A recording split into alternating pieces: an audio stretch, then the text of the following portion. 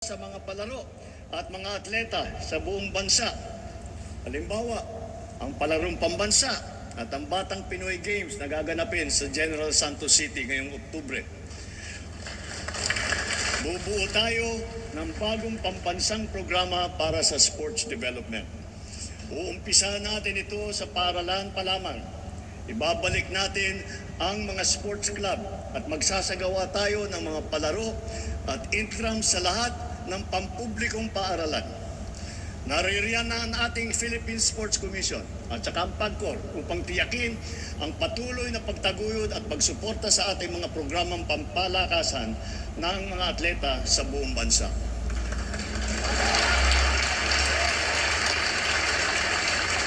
Dahil sa mga ito, ang ating kabataan ay maagang namumulat sa sport, umuhusay at tumataas ang kumpiyansa.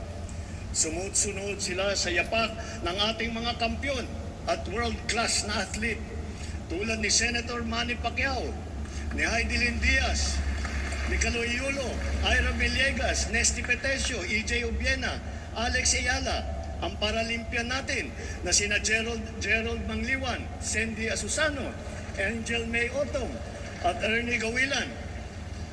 Sama na rin natin yung bago nating kampiyon, si PNP Chief Nick Torres.